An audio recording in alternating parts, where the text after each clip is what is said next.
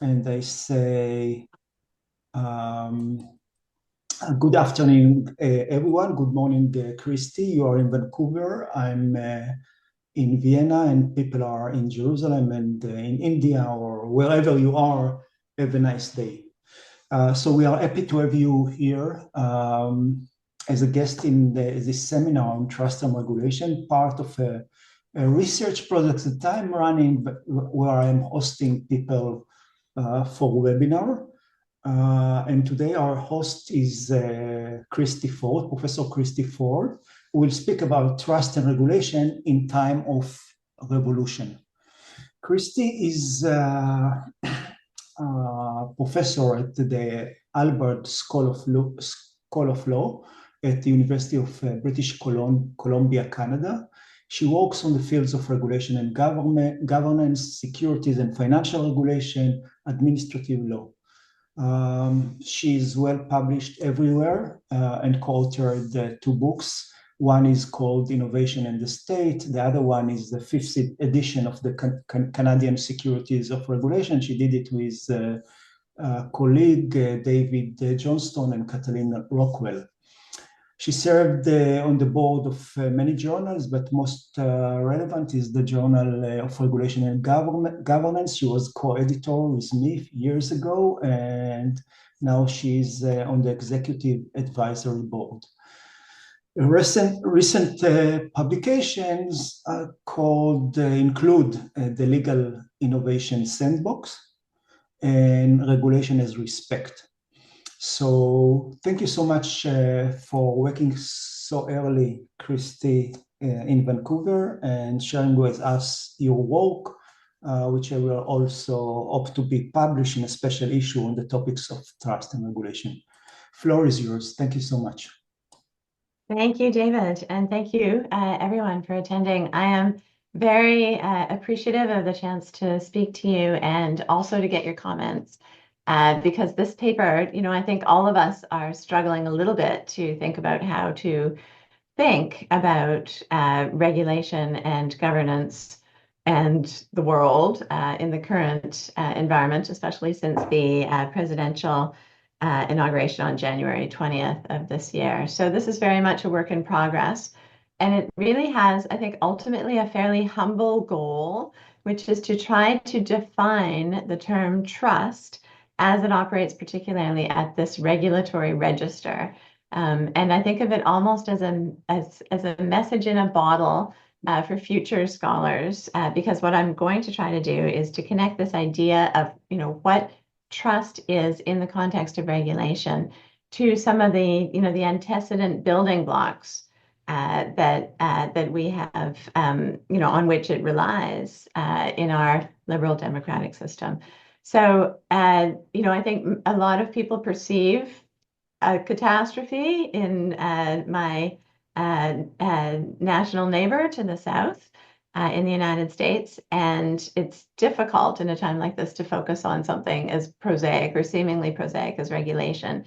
It feels like potentially about the least important thing when we're worrying about a constitutional crisis and the collapse of the constitutional order next door.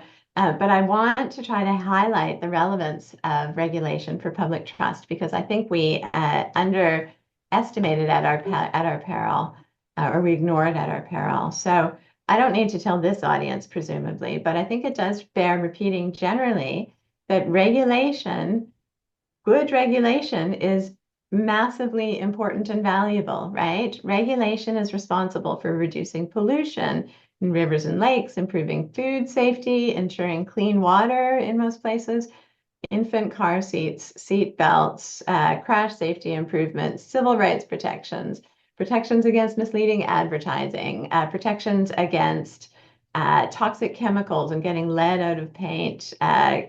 Regulation is what we have to thank for getting, for the creation of child labor laws and safer workplaces and fire codes and earthquake codes and getting CFCs out of refrigerators and helping to close the ozone layer. All of these things, it may seem very basic, but of course, as we know, we're seeing pushback and we're seeing failures in many of these places. from anti-vaxxers to obviously Mr. Musk. And so it seems remarkable that we have to remind ourselves that regulation is a crucial piece of our infrastructure. But here I am saying it, stating the obvious. A lot of the successes that we have, though, are what Carol Heimer has described as subterranean or durable successes, right? And so regulation has allowed us to have clean water. And then once we have clean water, we actually fail to value that regulatory success adequately. And I think there are some psychological limitations that go into this, because of hedonic adaptation and selective attention and biases, cognitive biases in favor of novelty and urgency. Once we have something that seems stable and reliable, we end up taking that as a default or as a given, and we overlook it as an ongoing and important good. As well, we are dealing with sociological and cultural norms that really do also prioritize the new, that value innovation and disruption often, and also these days that value the socially salient issues. So the things that are showing up on your social media feed, what your peeps are talking about online. And in fact, no one is talking about how great it is that most of us have reliably clean water most of the time. And so we discount the value of that. I say that we're not appreciating enough how regulation is really where the rubber meets, the rubber of our policies and aspirations and preferences meets the road of implementation. Because this is what people see, and it directly affects their broader trust in social institutions and in government. So a couple slides from my country, although the paper that underlies this presentation is really very sort of American focused. But here in Canada, I think what we are primed to notice, well, everywhere, are the regulatory failures and the perceived betrayals by the state and institutions.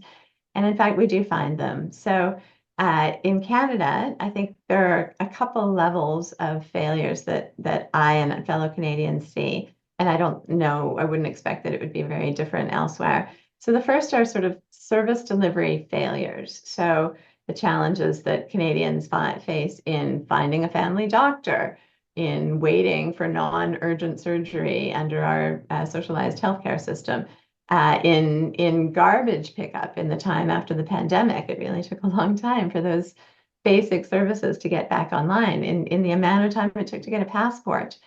And then there's a sort of a secondary challenge to trust as people see, see institutions operating. And that is, I think, really trust to, or challenges to perceptions about the integrity of public servants, including the police and others. So these are lines in Vancouver on the weekend as part of a municipal by-election that was held. There were lineups of an hour and a half everywhere at every polling station as a result of, somewhat higher turnout, but also a 62% reduction in poll staffing, which was a choice by the municipal government. And that was, and this is a government municipally that's perceived to be non-transparent and to be captured by developers and to be playing somewhat fast and loose with accountability mechanisms. And so the conversation is, was this incompetence that caused these lines, or was it actually the intentional decision to create bottlenecks at the polls to potentially discourage people from voting? If that was the case, then it backfired because we elected two strong protest candidates. But this is the kind of experience that normal people see that causes them, when they are sort of primed to see either incompetence or, intentional malfeasance. This is the kind of experience that just reinforces those perspectives. So the Edelman Trust Barometer came out not too long ago. This is the Canada report. It's unreliable as an example of where Canadians are, where their opinions are right now, because the survey time was in October, November of 2024, and everything in Canada has changed since January 20th. However, as of that time, what you can see is here, people, no matter their levels of grievance and distrust of public institutions, describe legitimate authority in a particular way. And it really is about, when government leaders have a positive impact on my life, demonstrable positive impact on my life. And secondly, that when government leaders understand what people like me need and want. So there's that desire to be seen and for your personal needs to be met. And I think that's where regulation really lands, service provision and basic in interactions with the state. Now you'll see here on this diagram, government is in the lower left quadrant, consistently perceived as being both less competent and unethical. Now, this slide talks about concerns that leaders actually purposely mislead people by saying things they know to be false or to be gross exaggerations. So extraordinary numbers of people actually think that all leaders are lying to them purposely. And you'll see the government leaders number on the left is the highest of the three. Now, this slide, I think really refers to people like the students that I teach. It's a little bit misleading, and it is not the case that nearly 7 in 10 young adults are actively engaged or believe in hostile activism, as a viable means to drive change. But nearly 7 in 10 young adults did click yes to at least one of these four questions. So I approve of hostile activism to drive change in any of these 4 ways, including attacking people, disinformation, threats, or committing a violence damaging a public property. Now, I think we're not doing a great job of, seeing the impact of grievance on these younger populations, or honestly in educating them about the existing system that we have, how it was developed and why it matters. And so that's a little bit what I hope to do in this message in the bottle presentation. So I want to try to describe the legacy regime through which regulation was developed, and to understand it, to sort of locate the idea of trust or trustworthiness within that regime. So my argument is that the rule of law ideas that are fundamental to liberal democracy create a certain kind of a foundation for a state, which is not inevitable. And then that foundation in turn sort of results in, or produces, not inevitably, but has produced a certain definition of trustworthiness in institutions that's operated in my lifetime so far. So that's a certain kind of trust we're interested in. And then built on that particular definition of trustworthiness, all of the modern regulatory state is premised from Ayers and Braithwaite's responsive regulation onward. And additionally, I want to spend a little time just talking about the enforcement context, because I think it really is the telltale that establishes the that demonstrates the reality of the sort of steps that came before. Now, of course, events south of the border are undermining this entire structure. So I'll talk about that too. I'm not trying to traumatize people. People are fairly traumatized on my continent. But I do think that the current conduct of the American presidential administration shines a light on exactly these building blocks that we have taken for granted so far. So now, to be clear, I am not saying that it's the job of regulators to sort of create trust at a broad social level. They don't have the tools or the mandate to somehow sort of single-handedly restore confidence in the state.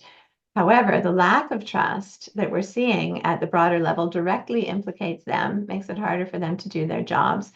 And there's a vicious cycle that gets activated, because where people don't see government or regulators doing things for them in their daily lives in a way that makes them feel seen and understood, this is salient, has an impact, is something that people extrapolate from, and it has a further knock-on effect on broader social trust.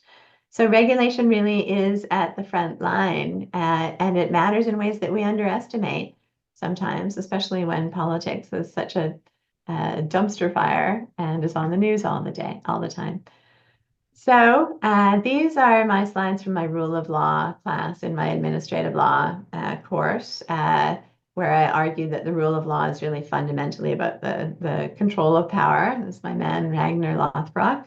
And I'm just going to flip through them quickly. This is just what I show my students. So the concept of the law, of the rule of law, as I try to describe it, is really, based on a core principle of legality. And then we talk about how it influences relationships, so relationships between the state and its subjects, as well as between branches of government, and then how this connects to this overarching normative connection or conception of a relationship between legal subjects and between subjects in the state. So how we see the state and individuals. Arbitrariness is the bad thing that the rule of law tries to address. So that can be procedural arbitrariness, right, which could be something random like the rolling of dice, but could also be unaccountable exercises of power, unconstrained discretion, abuse of power, rulelessness. And then there's the possibility of arbitrariness in substance, right? So biased or irrational, unreasonable decision-making that offends shared moral standards, including around human dignity. We talk about Dicey briefly. We talk about Lon Fuller.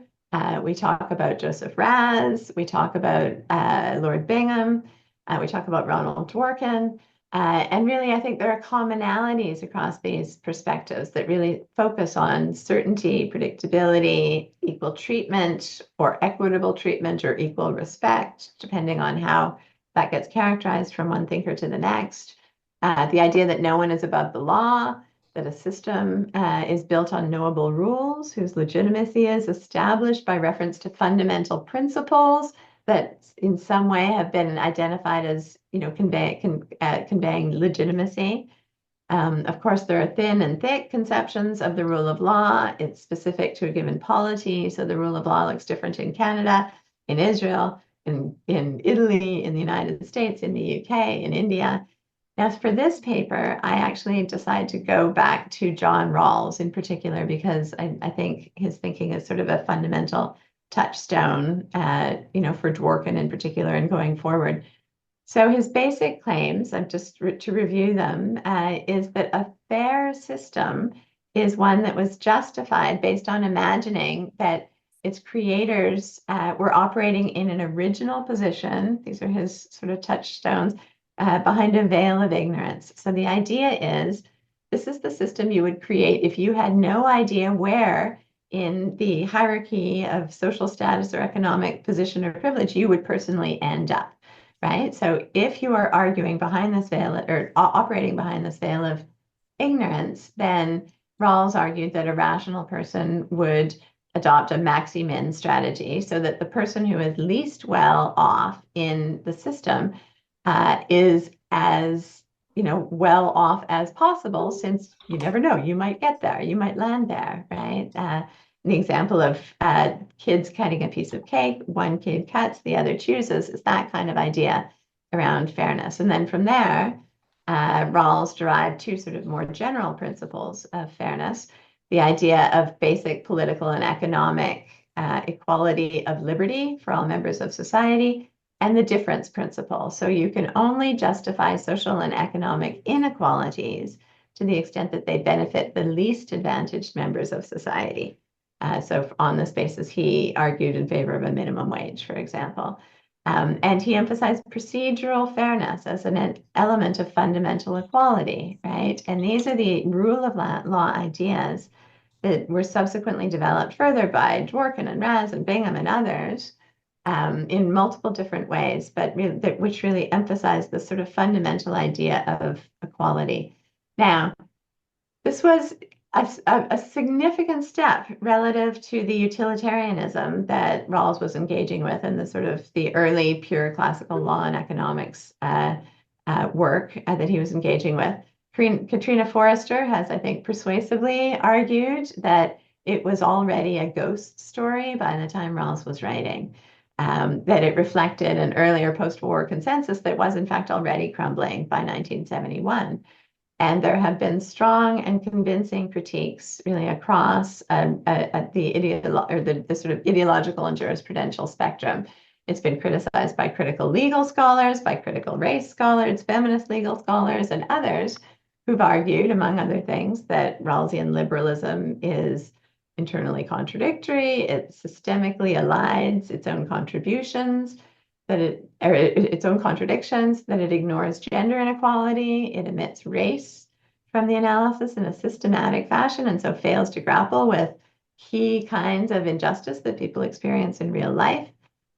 Because of its level of abstraction, it ignores reality, and ignores, if not, in fact, implicitly justifying or defending structural inequality. Norm scholars pointed out how thin and weak pure procedural law is in real life and how much is done by extra-legal mechanisms. Multiculturalists and Republicans and communitarians have emphasized how Western and non-universal these perspectives are, how inadequate the narrow focus on negative liberties.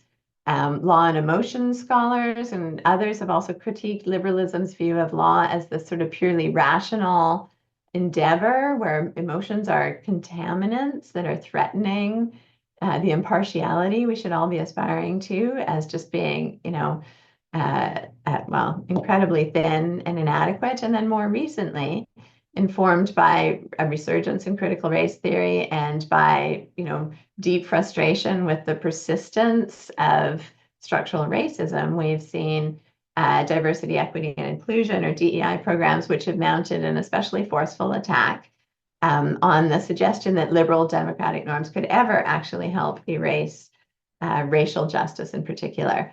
Now, I want to suggest that most, if not all, of these critiques are still internal or endogenous, in the sense that even as most critics have found sometimes fatal fault in the liberal conceptions of equality, in its analytical methods, in its prescriptions, we haven't seen generally disagreement with the ultimate objective, broadly defined, of establishing a system aimed at ensuring that all people can have a meaningful chance to thrive and to flourish according to their own understanding of the good life. Mike Dorff and Chuck Sable back in the late 90s called this the awkward consensus. And I think it holds true even now. All of these folks, even even to a large, at the margins, really adopt a basic conviction about universality, right? That all human lives are equally valuable, indeed are incalculably precious, and that needs to be respected, right? And I want to suggest that this trend toward hostile conduct of others is a warning sign around that idea that all human lives are equally valuable. And additionally, we see the same kind of skepticism about this idea in, I think, the views of the president south of where I am. So this foundation of the rule of law, as I've described it, as well as these what I call in the internal critiques, which, in my mind include still the broad swath of critical race theory, feminist legal theory, and others, really sort of anyone who isn't advocating for violence. This foundation of the ideas of equality and human dignity and the rule of law, I think, flow into a particular idea of trustworthiness as it exists in a liberal democratic order. So there's tons of work on trust in institutions. It's certainly not my goal to try to review it or contain it here. But I think when we think about what trust means for purposes of regulation, I think there's a particular version of trust that we care about. So recalling the concerns above around my municipal by-election, concerns around competency in service delivery by public institutions, and then concerns about integrity, honesty, impartiality, I think those are the kinds of concerns that animate the idea of trust, particularly in the regulatory context. And now, because we live in a time of widespread distrust of institutions, including the state and regulators, we may feel that like our number one goal has to be restoring the trust that people have in those institutions. But here, I'm with Honora O'Neill. So philosopher Baroness Honora O'Neill actually says this isn't quite right. What we don't want just more trust. She calls this a stupid aim, because in rule of law terms and in legitimacy terms, not all trust is created equal, right? We could have mutual trust of parties, regulator and subject actor, for example, as a function of cronyism, right? So Mick Moran talked about club government and the idea of a sort of an elite with such close social and economic connections between regulator and regulated entities. They're all part of this interconnected elite, and so you can be confident that everyone in the system is going to look after collective elite interests at the expense of non-players and outsiders' interests, right? Cronyism, capture, coercion and feel, coercive conduct norms. These are all ways of, being able to have confidence that the other party is going to behave in a particular way. I want to say that the meaning of trust as it relates to regulation doesn't count. It doesn't include cronyism, capture, coercion, and coercive conduct roles as ways of having confidence in the other party's conduct. Similarly, we don't want the kind of trust that is really blind faith, right? Regulators ceding the field to industry. We don't want compliance as a result of resignation or helplessness in the face of a Kafkaesque regulatory regime. We don't want people just complying because the costs of not complying are too high.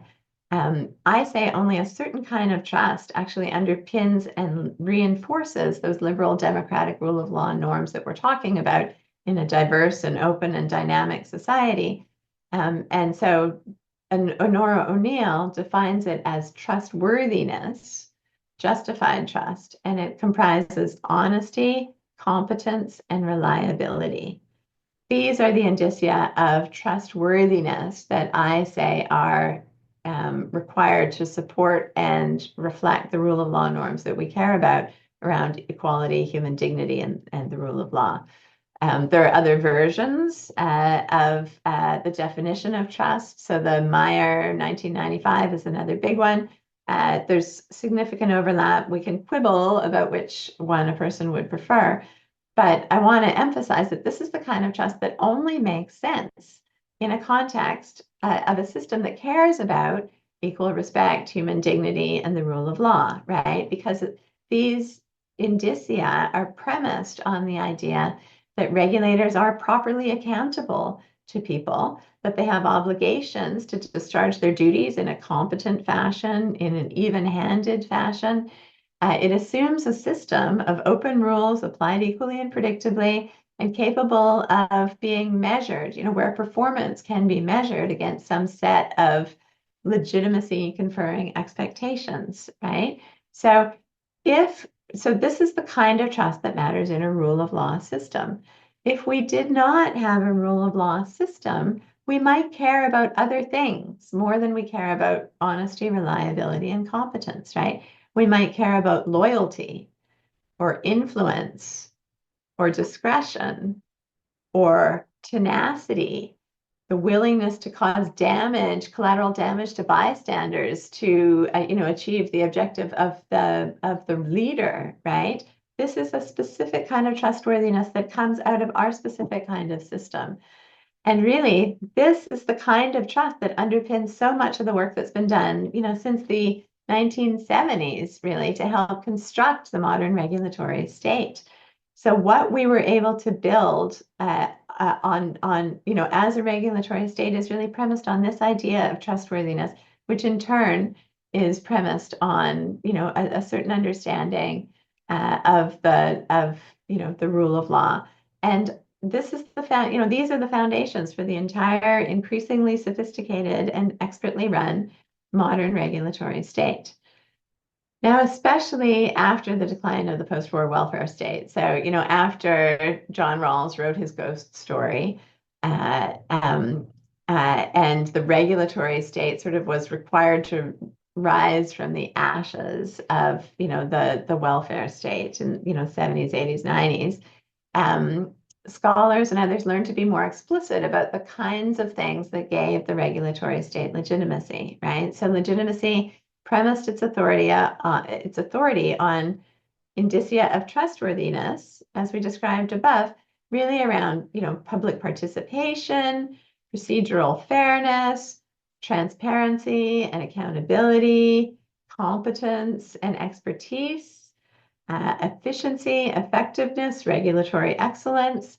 The Supreme Court of Canada sort of calls it, in a nice little nutshell, the requirements of transparency, accountability, and intelligibility. So these are the ideas on which the modern regulatory state was built. And that includes, for example, everything, the large majority of regulatory scholarship from the, responsive regulation work onward. So just to take one example, John Braithwaite's regulatory and enforcement pyramids are based on this image of repeat player interactions, right? Where each side demonstrates their trustworthiness, and there's an assumption that both sides are behaving rationally and predictably and signaling their intentions appropriately and transparently. And then they go on to engage in this sort of interactive trust dance. And in that kind of context, when we're looking at the regulatory state, this level of trust operates as a sort of a binding agent for that relationship across time, and it also operates like a capital good, right? So, as John Braithwaite puts it, we can assume that most people will comply with regulatory minima most of the time, right? We don't need a purely sanction-oriented regime, which is, costly and ineffective. And so the regulatory pyramid is a way of trying to sort of rationally allocate limited regulatory resources to the worst actors, right? And so the pyramid is about how to make good judgments about whom to trust and whom not to trust, right? It's not blind trust, it's trust but verify. But the entire system is really based on this particular idea of trust that I've tried to describe using O'Neill's work. And this capital good of sort of interinstitutional, interpersonal trust also makes the regulatory regime more resilient and more flexible than it would otherwise be, which is something that's important in fast-moving environments. So this is Julia Black and Andrew Murray talking about AI, and you'll see trust and legitimacy as one of the key components in their diagram. All right, so this is where we are. And I want to argue that enforcement is the place where it is a real telltale for how well the system is working, right? So in enforcement, we expect the state to continue to behave in a trustworthy fashion, even when private defendants don't, right? In this context, it looks as if the obligations to demonstrate honesty, reliability, and competence seem to impose heavier, more onerous, clearer obligations on the regulator or the court or the prosecutor than on the party who's subject to enforcement or prosecution. And I think this is interesting, right? So, for example, a subject of enforcement or prosecution is entitled to complain if it seems as though they're being made an example of, maybe being treated exceptionally harshly to advance someone's political career. That has nothing to do with them. So this is the charge that Martha Stewart made in regard to Jim Comey. This is the charge that Donald Trump has made in regard to Alvin Bragg. Rudy Giuliani and Elliot Spitzer were also perceived to use aggressive prosecutions as a way of advancing their own political career. We worry about prosecutorial discretion and enforcement discretion precisely because of this concern of the failure of even-handedness, right? Gotcha prosecutions are not okay. And then if the subject actor manages, on the opposite side of the spectrum, if a subject actor manages to get away with wrongdoing because the regulator or the prosecutor is too busy or distracted or under-resourced or whatever, nobody blames the subject actor, right? It's the regulator's obligation to bring prosecution or to prosecute the case. It's not the subject's obligation to fess up, right? The regulator, and if the regulator doesn't actually bring a case when there's been clear wrongdoing, that actually undermines the integrity of the whole system, right? So there's a sort of an asymmetry in the expectations on the two counterparties. Similarly, there are there's an enormous amount of leeway available to people facing enforcement or prosecution action. So there are bright lines. You can't obstruct justice, right? But so long as you're not obstructing justice, enforcers and regulators, prosecutors have to put up with a wide range of gaming behavior without, as part of the game, right? So there can be interpretive arguments. Subjects are entitled to argue that, a particular regulatory provision should be read narrowly when it suits them or broadly when it suits them. If there's any ambiguity, they're entitled to argue that the provision doesn't apply to them at all, right? They are entitled to complain that detailed regulatory rules should be understood and, at a higher level of generality as principles or standards, because the distinct rules are just regulatory red tape that harms their business and, prevents them from dealing with the real problems or whatever. And then in the next breath, they're entitled to argue that the principles or standards are too vague to actually be enforceable and against them. They're not entitled, or they're not expected to understand the spirit of the law if the law is not perfectly crafted. They're entitled to adopt self-interested, questionable, aggressive interpretations of the law or regulation, so long as there is some colorable argument that they could make. They're entitled to make procedural fairness arguments, including around uncertainty or failures of transparency or publicity. There's forum shopping and jurisdictional arguments that are available, as well as judicial review, sort of bringing it up a register. There's blame shifting, which can include internal scapegoating, blaming third parties, pointing to industry standards if that seems to exculpate them. They can make political and interpersonal calculations, so they're entitled to try to develop personal relationships with regulatory staffers if they think that might benefit them. And then at the same time, they're entitled to hire lobbyists to try and convince, say, the United States Congress that funding for that regulator should be cut, to reduce the salaries of exactly those people that they are befriending. They're entitled to engage in media campaigns to discredit opposing parties or complainants. And all of this is in bounds for the subject, right? None of it would be okay on the part of the regulator. And why is that? I say that expectations for a regulator's conduct are higher because regulators are the vector through which these rule of law values make their way into regulatory engagement, right? The substantive comments or contents of O'Neill's criteria for trustworthiness, honesty, competence, and reliability are particularly demanding in this context because regulators are the practical instantiation of the rule of law, and enforcement is where where the pointy end of that rule of law system. When we trust regulators not to game their own system, we are trusting the system itself. So, in fact, I would say the fact that these aggressive tactics can be tolerated on the part of the subject of regulation actually works to shore up the regulatory legitimacy and to affirm how resilient the system is that it can tolerate that kind of conduct, right? Now, this is the part where I trigger people. Uh, uh, the current American presidential administration is undermining all of these levels of trustworthiness, right? So at the big level, of course, we've got granting pardons, revoking security clearances, targeting universities and law firms, imposing tariffs.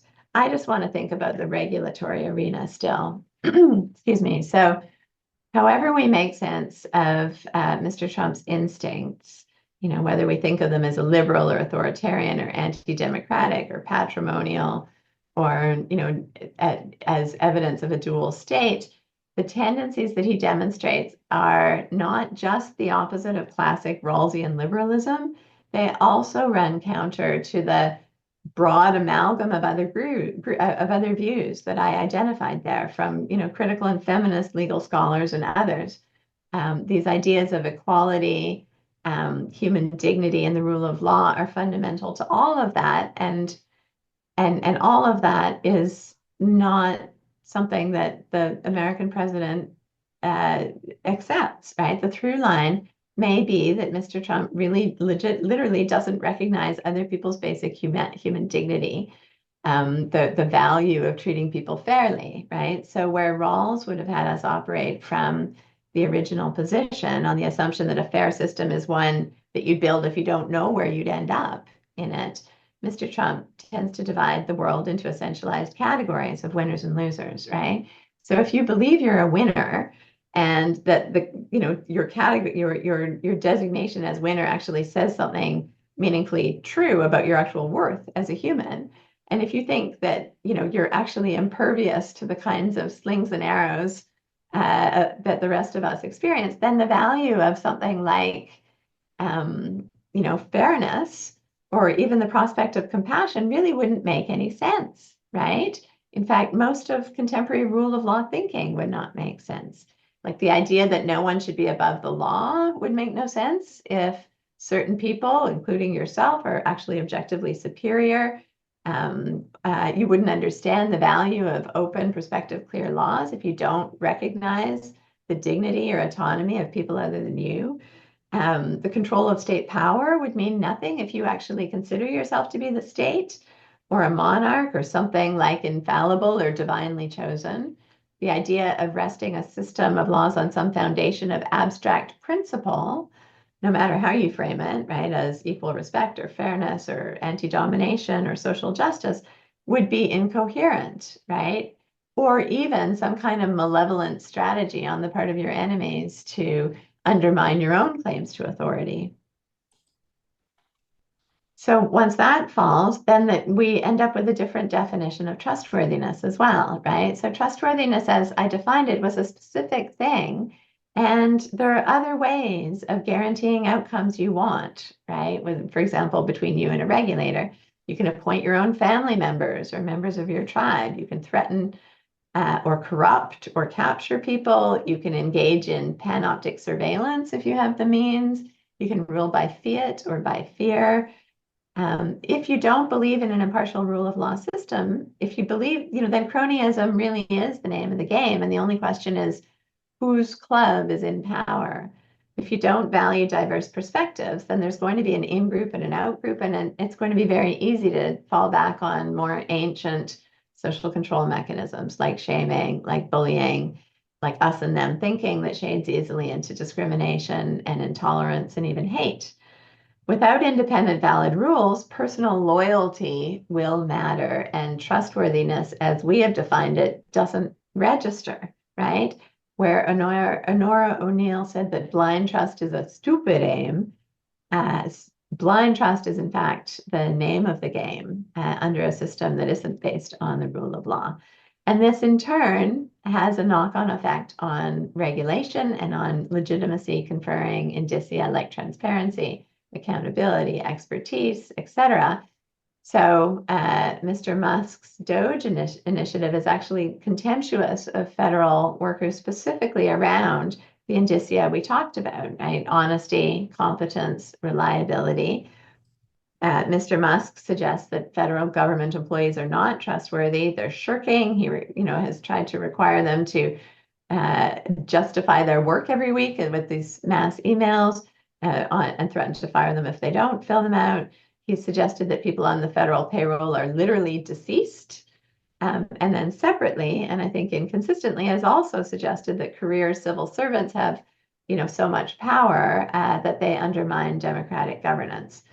And the folks that he has identified as being sort of the Doge superstars have little to no expertise in running government agencies or departments. And that's exactly the point, right? Where you have contempt for agencies and departments, the solution is to hire what Mr. Musk has called, quote, super high IQ, small government revolutionaries to sweep through those institutions and dismantle them.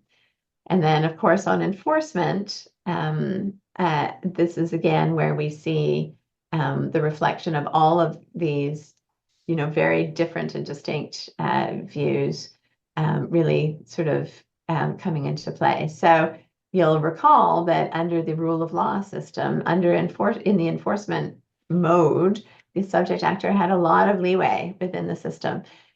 It was still within the system, right? The kinds of conduct that we're seeing now in the United States is different. So you can imagine the tactics that would be available to you if you were operating completely outside the rule of law system and facing enforcement, right?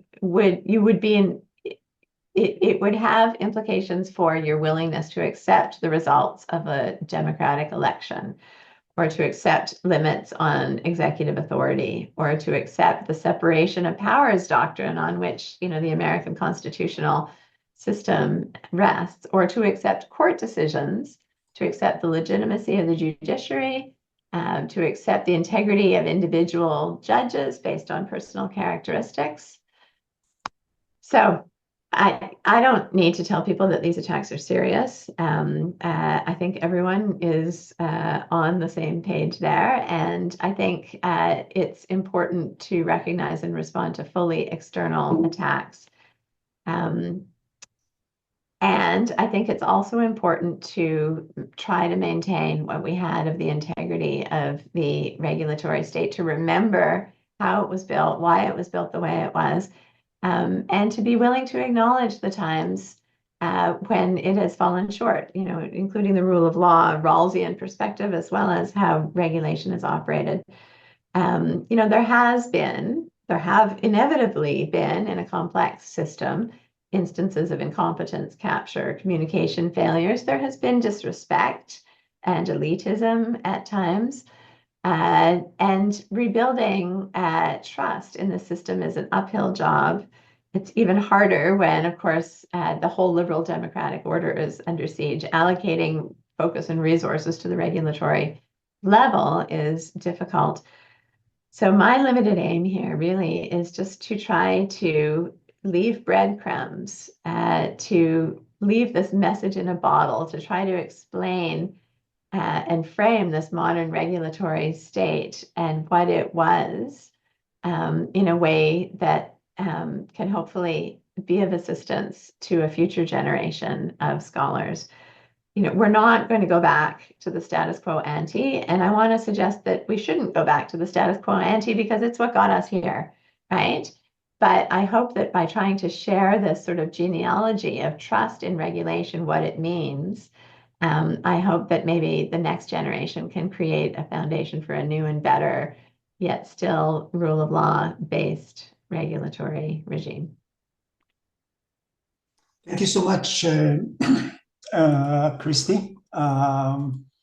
It was very wide in scope, and I'd like to take questions now. Please hold your pen, write some points, because I want to take a few questions. Anyone wants to start with questions?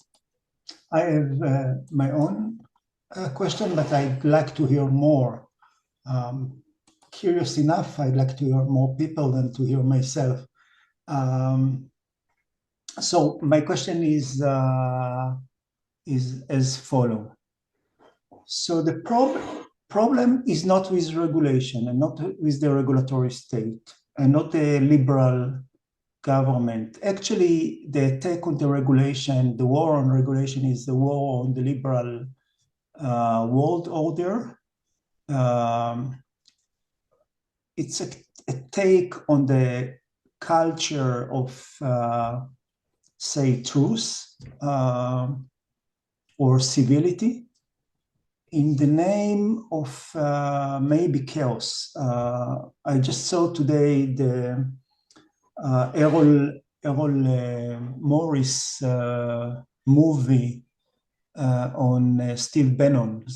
It's called American Drama.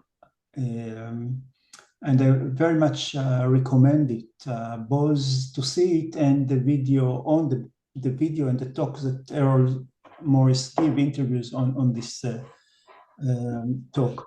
So the problem is not with the regulatory state itself, and the issue is a trust in regulation or trust in regulatory state cannot really provide a solution in the sense that better regulation, more successful regulation, the issue, the crisis that Donald Trump and his supporters represent is weaponizing trust in order to attack the regulatory state and all the other institutions which are basically the foundations of liberal order. And trust or regulation cannot really give at the moment a solution to this attack.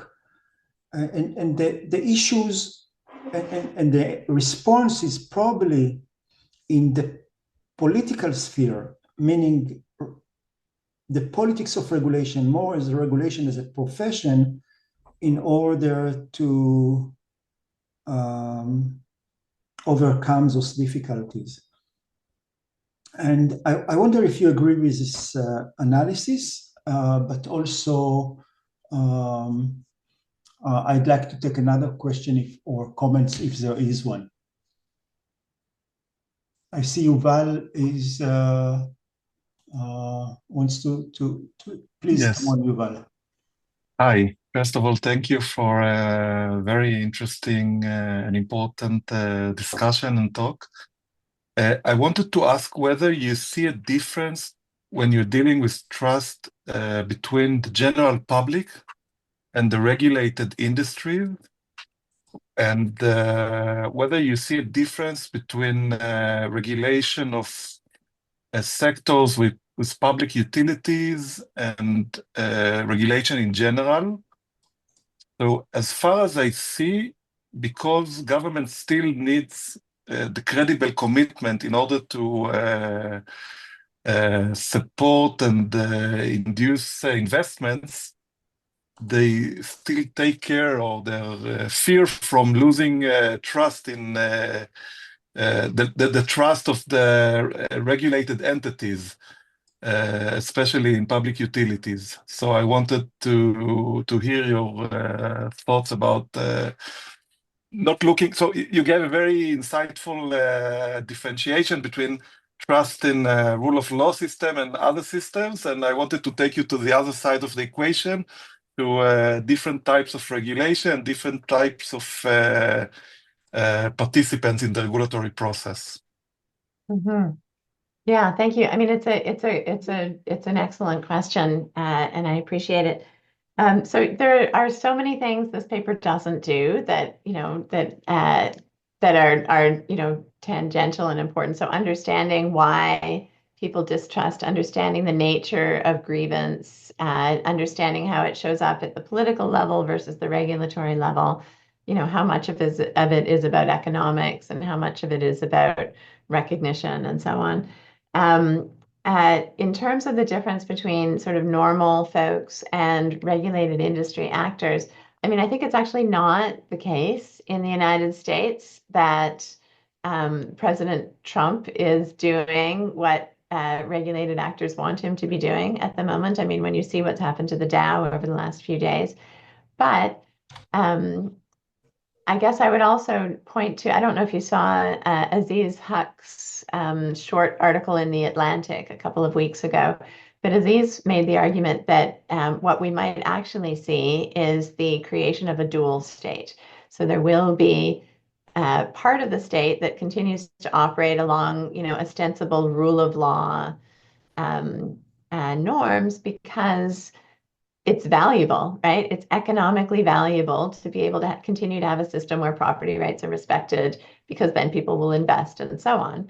And then running parallel to that system will be what he calls the prerogative state, where people in certain categories are just subject to, prerogative power. And then he uses examples, from other parts of the world where that's the case. Singapore is one of the examples he uses. And I think we can ask whether or not that's a stable, bright line, right? Or whether once you've created a prerogative state, you have to, it can continue to grow and then also undermine the rule of law system. But I thought it was a really insightful argument, right? That you can have the rule of law system where it's good for the economy or for particular actors, and then the more vulnerable people are just in the category of the prerogative state. Thank you, Cristie. Thank you. Any reference to where the source of the problem or the more political aspects that I was trying to bring?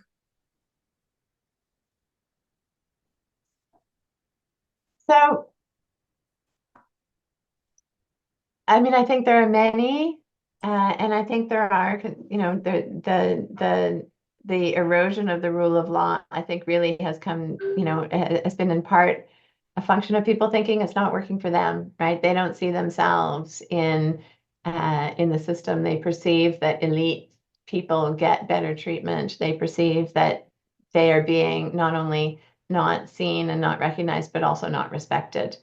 So my own view is that really understanding the nature of grievance is important, right? Like Donald Trump is a normal human who one day will pass away, but 78 million Americans voted for him, right? And understanding why those folks voted for him, I think we really need to understand the ways in which, the regulatory state as well as the political system somewhere along the way became a little bit inside baseball and failed to connect with normal people. So the problem is not Trump, but the regulatory state, you say. That we have to reform the regulatory state in order to overcome criticism, which is valid, basically valid. Yes, I think that's part of it. And I'm not, well, it's not invalid, right? It might be over exaggerated. It might be, that people see what they want to see. And when they want to see disrespect, they will find it. But it's not invalid. It is actually, I think the case that a lot of regulatory regimes have failed to take public participation seriously enough, meeting people where they are, understanding them as they are, and not just as an input into a regulatory system. Now, to be clear, I'm not saying this is more important than worrying about what's going on at the political level, but my concern is actually that people are going to forget entirely about the regulatory state because the political level is so salient and alarming.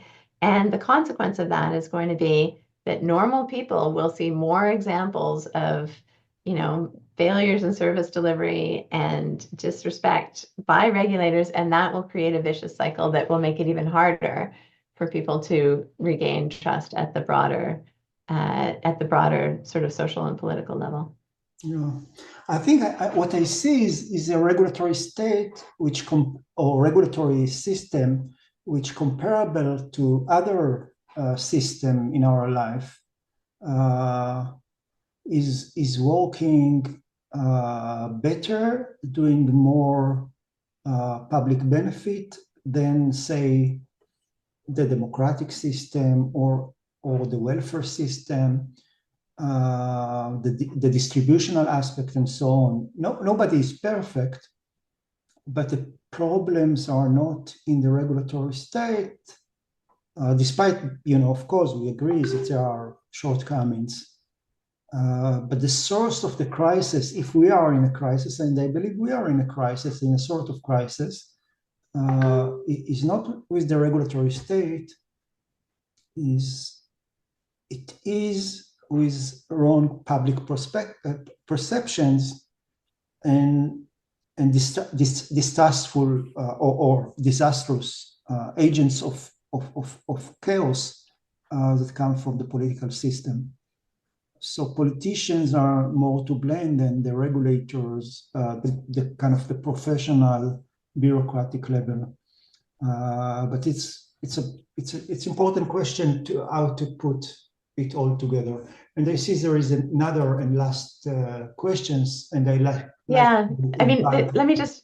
Okay. I'll push back for 1 second, David, before, and I do see the hand.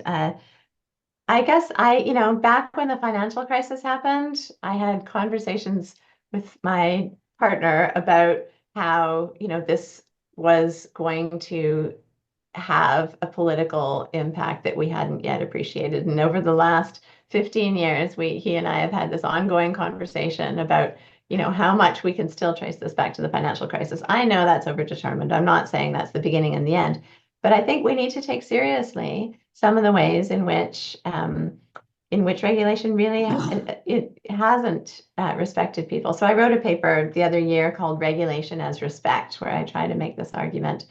And I'll stop there because yes, please, last question. Yeah, Amodo. Hello, I hope you can hear me. Yes, we can. What I'm hearing, I wondered if there were two possible issues here. That trust is not a binary, it doesn't exist or it doesn't exist. We need slightly more nuance here, because the paradox perhaps that we're currently witnessing is that the 70 however many millions who voted for a certain administration place their faith and trust in change. So trust exists. It might not be the trust that we anticipate. So perhaps a neat question might be, how can we, in a regulatory context, work on making public trust slightly better? I'm not sure if I'm explaining myself terribly well, and I apologize. No, I understand exactly what you're saying. And it actually, that thinking was part of what motivated this paper in the first place. Like, how is it that people trust Donald Trump when he says only I can fix it? And don't trust regulators with expertise who've been working on a complicated problem for a long period of time. And that is what motivated this idea that we care about a particular kind of trust in regulation, and that the kind of trust that people are extending to someone like Donald Trump looks more like blind faith than it does like trust. And so I guess I would draw a distinction there. I think your point that trust is not binary is an excellent one, though, and an important amendment to what I said. Does that answer your question? Or respond at all? Sorry, it's me. I'm not particularly dexterous. Yes, I think it does, because on a more optimistic note, potentially, if we can understand a little bit more about how you can capture blind faith in quotes, then regulation has the propensity to be more effective, because it's not a numbers game, but I'll use the numbers because more people will trust it. So I don't know if this is sort of verging towards psychology. I'm a lawyer, so I can't say. But there's a trick here. I'm certain there's a trick here. And potentially we just don't get it. I hope there's a trick. I have to say, I don't want to try to cultivate blind trust in people because of my concerns about the rule of law. And I think, you may blindly trust in good people for a while, but that doesn't mean that people will always be good or that your blind trust in them will be, a healthy thing for the system at large. Oh, I mean, absolutely. Yeah. Because there will be a kickback. And there is Yeah. this, even going back to Hobbes's Leviathan and things like that, we always need a counterbalance. But it's the presentation, perhaps, of that counterbalance that has been missed along the way. I don't know. Yeah, I hear that. I think it's there's a communication failing. And of course, the regulatory state isn't charismatic, right? It's a bunch of faceless bureaucrats doing difficult things in rooms without PR. And in that sense, it's very hard to sort of get people captivated by it. And its successes are often subterranean. But yes, I think communication is an important piece. I think education is an important piece. Captivated. Sorry to interject, but as members of the public, we are captivated by regulation. Think about the discourse that's going on within the UK about the water industry. Bad things happen. Or the role of social media and how it affects young people. So there are these pinch points. Yeah, that's very true. And there may be a communication piece that has to be taken seriously there, improved upon, where there's room. Thanks ever so. Thank you so much, Tola and Cristie and Yuval and Sharon and Emmanuel, Paul, Alicia, and everybody that took part in this webinar. Thank you so much, and see you in the next seminar, end of the March, again on the regulatory state. End of April, sorry. We'll publish it in the list here. Thank you so much. Thanks for being here. Chag Sameach and happy holidays to everyone. Bye-bye. Thank you. Bye.